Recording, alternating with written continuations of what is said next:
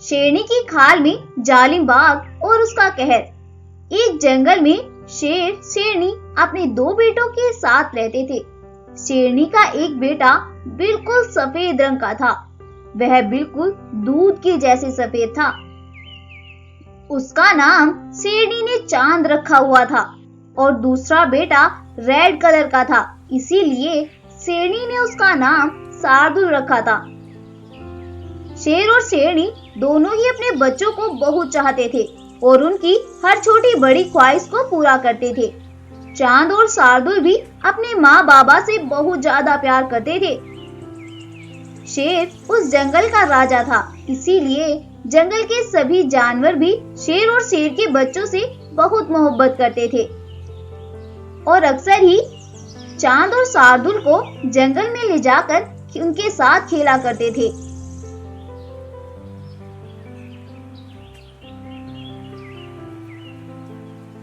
उसी जंगल में एक जालिम बाघ भी रहता था, जो कि शेरनी और उसके परिवार से बहुत ज्यादा चिढ़ता था और उनकी खुशहाल जिंदगी में आग लगाना चाहता था। बाघ पूरा दिन बस इसी बात की प्लानिंग करने में लगा रहता कि उनके हंसते खेलते परिवार में आग कैसे लगाई जाए और उन्हें कैसे खत्म करे।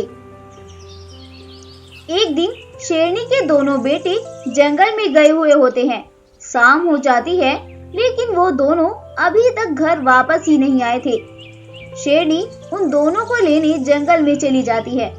जब शेरनी जंगल में जा रही थी, तभी वह जालिम बाघ शेरनी पर हमला कर देता है और उसे वहीं पर मार देता है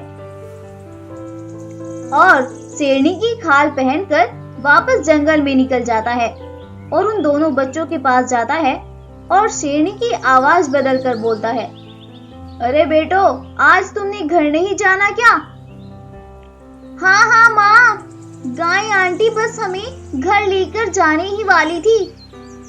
अच्छा, चलो अब तुम मेरे साथ चलो। और फिर वो तीनों वापस अपनी गुफा में चले जाते हैं। वापस गुफा में जाने के बाद वह शेरनी रूपी बाघ उन दोनों को बहुत ज्यादा डांटता है।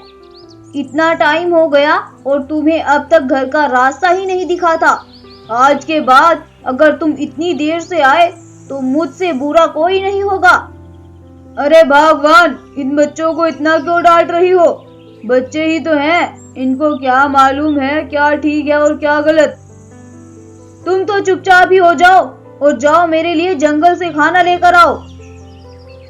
शेर को शेरनी का बिहेवियर कुछ ठीक नहीं लगता, क्योंकि शेरनी तो कभी भी ऐसी नहीं करती थी, लेकिन फिर भी वह चुपचाप जंगल में चला जाता है और शेरनी शेर के जाने के बाद उन दोनों भाइयों को बहुत ज्यादा मारती है और फिर उनसे बोलती है, अगर तुमने अपने बाप को कुछ बताया तो फिर देखना तुम। शेर जब जंगल से खाना लेकर वापस आता है तो वह देखता है कि चांद और शार्दुल दोनों बहुत ज्यादा रो रहे हैं। उन दोनों को रोता देख शेर उनसे पूछता है, अरे बेटो, क्या हुआ? तुम क्यों रो रहे हो? आपको लौटने में इतनी देर हो गई थी, बस हम इसी बात को लेकर परेशान हो गए थे और हमें आपकी टेंशन हो रही थी। अच्छा, चलो मैं आ गया हूँ। अब तुम्हें टेंशन लेने की कोई जरूरत नहीं है।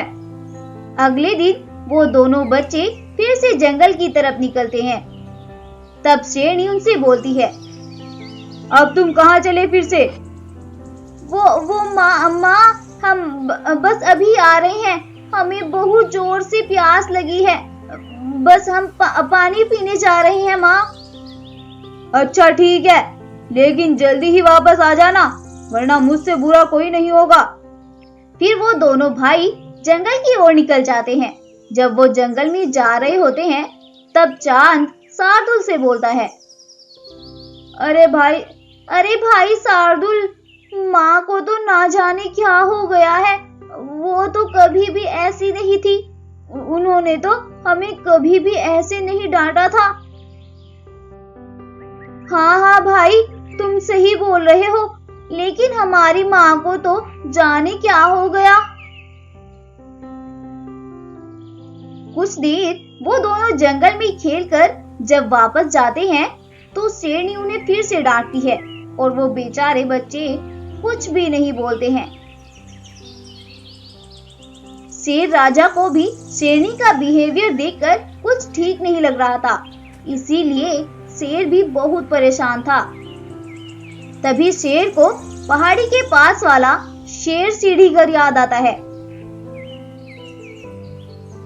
और सुबह होते ही शेर किसी से भी बिना कुछ बोले वहां से चल देता है और शेर सीढ़ी घर के पास पहुंचकर शेर तुरंत ही उसके अंदर जाता है और अंदर जाकर देखता है कि उसके अंदर एक बूढ़ा शेर खड़ा हुआ है।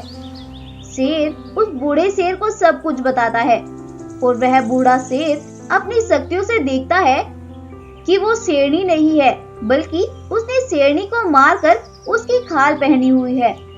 फिर वह बूढ़ा शेर बोलता है, अरे बेटा सुनो, जो तुम्हारे पास शेरनी बनकर रह रहा है वो तुम्हारी पत्नी शेरनी नहीं है, बल्कि शेरनी की खाल में एक जालिम बाघ है जो तुम्हारे पूरे परिवार को खत्म करके इस जंगल का राजा बनना चाहता है।